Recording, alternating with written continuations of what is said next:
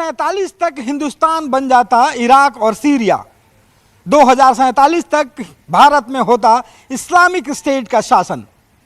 2047 तक भारत में महिलाओं को नहीं होता कोई अधिकार। खुलेआम दी जाती कोड़े मारने और हाथ काटने की सजा। अदालतों में नहीं बल्कि सड़कों पर होता फैसला। अगर पीएफआई का प्लान 2047 सफल होता तो भारत में 2047 तक इस्लामिक देश बन जाता। मगर केंद्र सरकार ने पीएफआई के मंसूबों पर पानी फेर दिया और पीएफआई के साथ उससे जुड़ी हुई तमाम संगठनों पर भी बैन लगा दिया।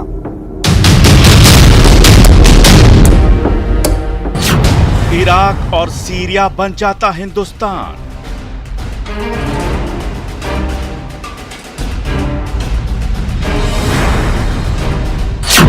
खुलेआम हाथ काट देने की मिलती सजा।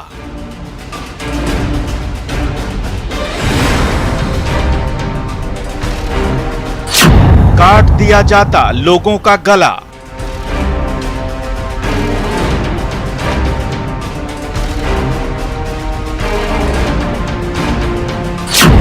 सड़कों पर खेली जाती खून की होली।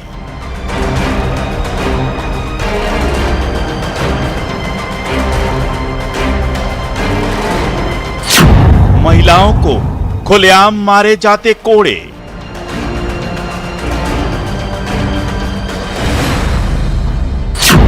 दो 2047 तक इस्लामिक स्टेट बनाने का था प्लान।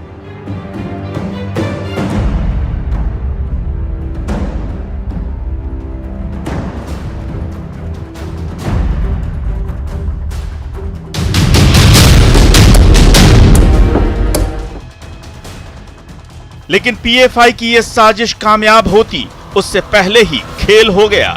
केंद्रीय जांच एजेंसियों के हाथ पीएफआई के गिरेबान तक पहुंच गए और केंद्र सरकार ने उस पर बैन लगा दिया।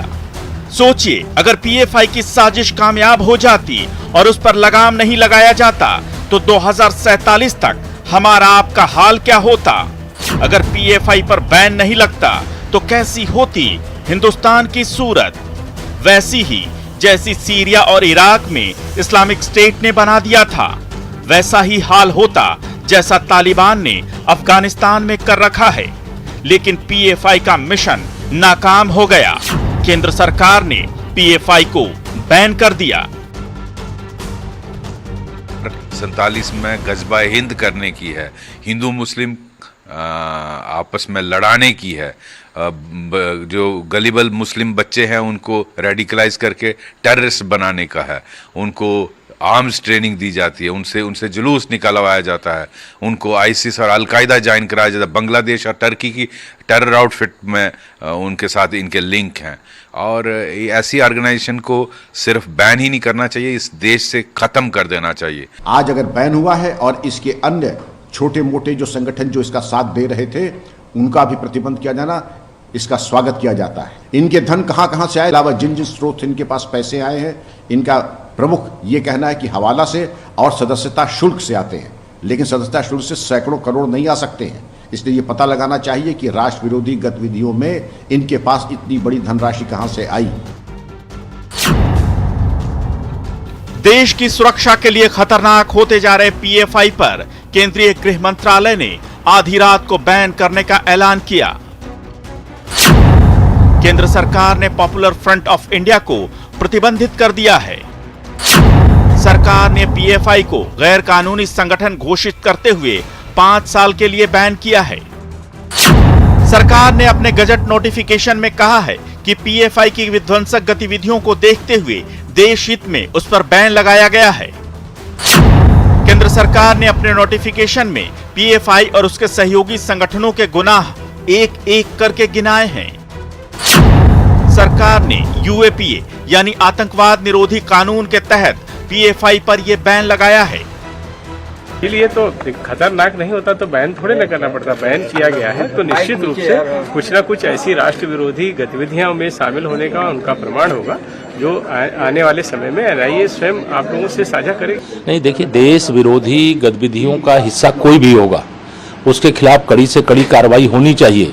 और जो देश विरोधी गतिविधियों का हिस्सा है उनको अगर ये नहीं जानकारी है कि यह माननीय नरेंद्र मोदी जी के नेतृत्व वाला नया भारत है, यहाँ देश के खिलाफ साजिश करोगे तो भी कुछ ले जाओगे, देश में हिंसा फैलाओगे तो भी रोके जाओगे। गृह मंत्रालय ने बताया है कि पीएफआई और उससे जुड़े अन्य संगठन किस तरह भारत में आतंक फैलाने का काम कर रहे थे। भारत सरकार ने इन संगठनों के 10 गुनाह भी गिनाए हैं। केंद्रीय गृह मंत्रालय ने बुधवार सुबह बैन की अधिसूचना जारी की। 27 सितंबर 2022 वाली अधिसूचना में इन संगठनों के बारे में विस्तार से बताया गया है। पीएफआई पिछले कुछ वक्त से केंद्रीय जांच एजेंसियों के राडार पर था। जांच एजेंसियां पिछले कई महीनों से उसके खिलाफ सबूत जुटा रही थी। ऑपरेशन ऑक्टोपस के तहत पिछले कुछ दिनों से देश भर के 16 राज्यों में पीएफआई के सभी ठिकानों पर छापे भी मारे जा रहे थे और जब पर्याप्त सबूत इकट्ठा हो गए तो केंद्र सरकार ने इस खतरनाक संगठन पर बैन लगाने का ऐलान कर दिया। न्यूज़ 18 के लिए ब्यूरो रिपोर्ट। पिछले कुछ दिनों से केंद्रीय जांच एजेंसी लगातार पीएफआई के खिलाफ सबूत जुटा रहे थे। ऑपरेशन ऑक्टोपस के तहत एनआईए लगातार कई राज्यों में छापेमारी भी की और इस छापेमारी के दौरान जो साक्ष्य सामने आए उसके आधार पर केंद्र सरकार ने पीएफआई पर बैन लगाने का ऐलान कर दिया। पीएफआई पर बैन लगाने के साथ ही केंद्र सरकार ने पीएफआई के 10 गुनाह भी गिनाए हैं, जिसमें विदेशी फंडिंग और आतंकी कनेक्शन शामिल है।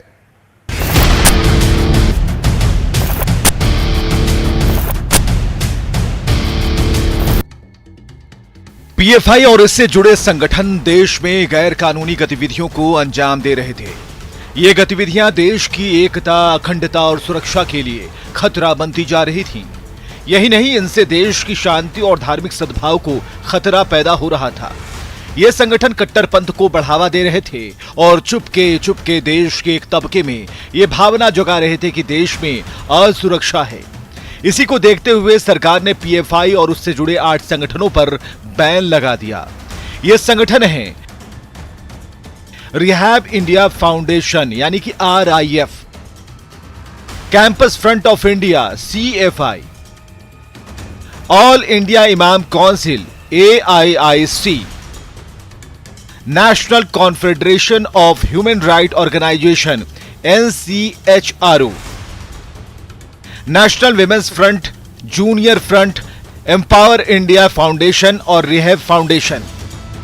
इस प्रकार से हिजाब से लेकर अलग अलग मुद्दों पर वो सांप्रदायिकता फैलाने का भी काम कर रही थी। तो इस प्रकार के आतंकी संगठन पर जब हमारी देश की सुरक्षा एजेंसियों ने लगातार तमाम तारों को जोड़कर, तथ्यों को, साक्ष्य को इकट्ठा करके, लगातार रेड करके और जिस प्रकार से सारे फैक्ट्स को इकट्ठा करने के बाद ये कड़ा और ऐतिहासिक निर्णय लिया है, तो इसका स्वागत होना चाहिए। पीएफआई पे जिस प्रकार से बैन लगाया गया है, जो बैन लगा है 5 वर्ष के लिए लगा है, ये हमेशा के लिए लग जाएगा और अगर वो नहीं सुधरे तो और इस प्रकार की गतिविधियां रही तो ये देश में, भारत में ये स्वीकार्य नहीं है। किसी भी प्रकार का आतंकवाद स्वीकार भारत में नहीं है। अब जरा पीएफआई के कुकर्मों की लिस्ट पर एक नजर डाल लीजिए। पीएफआई और इसके कैडरों के खिलाफ विभिन्न राज्यों में 1300 से ज्यादा आपराधिक केस हैं। पीएफआई के संबंध अंतर्राष्ट्रीय आतंकी संगठनों से रहे हैं। इसके कैडर ISIS की तरफ से लड़ने के लिए सीरिया, इराक और अफगानिस्तान तक गए। प्रतिबंधित संगठन सिमी और जमात उल मुजाहिदीन बांग्लादेश से संबंध के आरोप हैं। खतरनाक आतंकी संगठन ISIS से भी लिंक के आरोप हैं। केरल के जंगलों में पीएफआई कैडरों ने मिलिट्री ट्रेनिंग कैंप बना रखा था। गरीब और मध्यम आय वर्ग के मुस्लिम लड़कों को हिंदू विरोधी मानसिकता के साथ पीएफआई ट्रेनिंग देता है। पीएफआई खुद को सामाजिक संगठन कहता है, लेकिन कई राज्यों में आरएसएस कार्यकर्ताओं की हत्या तक में पीएफआई कैडरों का हाथ रहा है। केरल के एक प्रोफेसर का हाथ भी पीएफआई कैडरों ने ही काटा था। खतरनाक हथियार और गोला बारूद रखने के मामले में पीएफआई के 41 कैडरों को कोर्ट ने सजा भी सुनाई है। भारत के कई राज्यों और विदेशों से पीएफआई को फंडिंग होती है। देश की सुरक्षा और अखंडता के लिए खतरा पैदा करने का आरोप है। देश की शांति और धार्मिक सद्भाव के लिए खतरा पैदा करने का आरोप है। पीएफआई और इससे जुड़े संगठन देश में आतंकवाद का समर्थन कर रहे हैं। देश की संवैधानिक शक्ति के प्रति असम्मान का आरोप है। यह संगठन चुपके चुपके देश के एक तबके में असुरक्षा की भावना को बढ़ाकर कट्टरपंथ को बढ़ावा दे रहा था। आरोप बेहद गंभीर हैं, बावजूद इसके AIMIM अध्यक्ष असदुद्दीन ओवैसी को केंद्र सरकार के इस फैसले से ऐतराज है। मिडिल विंग हो, सेंटर विंग हो, कोई विंग हो, जो भी रेडिकलाइजेशन और एक्सट्रीमिज्म की तरफ किसी को लेकर जाता है उसको अपोज करने की ज़रूरत है। और अगर आप ये कह रहे हैं कि रेडिकलाइजेशन सिर्फ एक तरफ हो रहा है, नहीं, रेडिकलाइजेशन हर तरफ हो रहा है। PFI मामले के खुलासे होने के बाद जब इस मामले की जांच NIA और ED ने संयुक्त रूप से शुरू की तो उस दौरान शेख सदुल्ला नामक व्यक्ति भी जो है वो NIA के गिरफ्त में आया और उसने जो खुलासे किए NIA के सामने, उसके मुताबिक जो हिंदू संगठन या हिंदू समाज से आने वाले जो लोग हैं उनके खिलाफ मुस्लिम समुदाय के जो कट्टरपंथी युवा होते हैं उन्हें भड़काया जाता था और इसके लिए खास तौर पे जो कर्ज में दबे हुए जो युवक होते थे, मुस्लिम युवक, उन्हें प्रेरित किया जाता था और उन्हें मानव कह सकते हैं कि बम के तौर पे तैयार किया जाता था। गृह मंत्रालय के मुताबिक इस संगठन का ताल्लुक आतंकवादियों से है। केंद्रीय एजेंसियों ने पिछले कुछ दिनों में देश के कई राज्यों में PFI के ठिकानों पर छापेमारी की। इस छापे में जांच एजेंसियों को PFI के खिलाफ पुख्ता सबूत मिले और इसी आधार पर बैन लगाया गया। एक नजर डाल लीजिए पिछले दिनों रेड में PFI के ठिकानों से क्या क्या मिला। सुरक्षा एजेंसियों की छापेमारी में उत्तर प्रदेश के बाराबंकी जिले में मोहम्मद नदीम नाम के आरोपी के घर से IED विस्फोटक बनाने का पर्चा मिला। लखनऊ के खदरा से गिरफ्तार किए गए अहमद बेग नदवी के पास से विस्फोटक बनाने का शॉर्ट कोर्स मिला। इस पर्चे की शुरुआत में कुरान की आयतों का जिक्र था जो युद्ध के दौरान लड़ाकों के लिए प्रयोग हुई थीं। तमिलनाडु में बरकतुल्लाह के घर से सुरक्षा एजेंसियों ने 2 वायरलेस जैसा लॉन्च डिवाइस बरामद किया था। बेंगलोर के शाहिद खान के घर से रेड के दौरान भारी मात्रा में कैश बरामद हुआ। इस कैश में 500 और 2000 के नोट शामिल थे। कोलकाता में PFI के ऑफिस पर हुई छापेमारी में गाइडलाइन की किताबें बरामद हुई थीं। महाराष्ट्र में हुई छापेमारी के दौरान PFI के प्रदेश अध्यक्ष इरफान मिली के घर से PFI की टी-शर्ट और उसी से संबंधित किताबें मिली थीं। इसके अतिरिक्त सुरक्षा एजेंसियों का मानना है कि उन्हें ISIS और गजवाए हिंद से जुड़े साहित्य के साथ भड़काऊ CD भी मिली है। सुरक्षा एजेंसियों का यह भी मानना है कि छापेमारी की भनक लगते ही आरोपियों द्वारा कई सबूत नष्ट कर दिए गए हैं। जांच एजेंसियों ने 22 और 27 सितंबर को PFI और उससे जुड़े संगठनों पर ताबड़तोड़ छापेमारी की थी। 2 राउंड की ताबड़तोड़ छापेमारी में 2 दिन में 278 गिरफ्तारियां हुई थीं। Bureau report, news 18। आखिर एक संगठन जो महज 1.5 दशक पहले अस्तित्व में आया, कैसे वो भारत के आंतरिक सुरक्षा के लिए इतना बड़ा खतरा बन गया? कैसे PFI ने महज 16 सालों में देश के 23 अलग अलग राज्यों में अपना पांव पसार लिया? कैसे इस खतरनाक संगठन ने विदेशी फंडिंग के जरिए अपने आतंकी मंसूबों को अंजाम देना शुरू कर दिया? PFI ने वर्ष 2047 तक भारत को इस्लामिक राष्ट्र बनाने का मंसूबा पाला।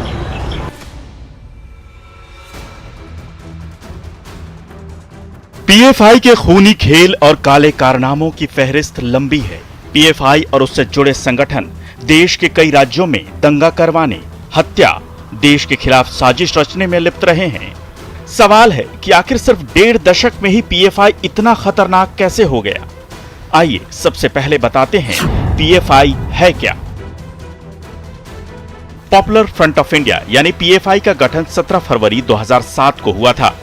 यह संगठन दक्षिण भारत के 3 मुस्लिम संगठनों का विलय करके बना था। इनमें केरल का national democratic front, Karnataka forum for dignity और तमिलनाडु का मनीथा नीति पसराई शामिल थे। PFI का दावा है कि इस वक्त देश के 23 राज्यों में यह संगठन सक्रिय है। देश में स्टूडेंट्स इस्लामिक मूवमेंट यानी सिमी पर बैन लगने के बाद PFI का विस्तार तेजी से हुआ।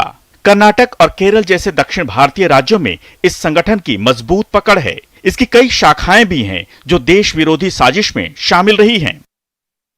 इस संगठन का असर आप इसी बात से समझ सकते हैं कि इसके सदस्यों ने जुलाई महीने में प्रधानमंत्री नरेंद्र मोदी के बिहार दौरे के दौरान हमले की साजिश रची थी। लेकिन जांच एजेंसियों की सतर्कता से साजिश का पर्दाफाश हो गया।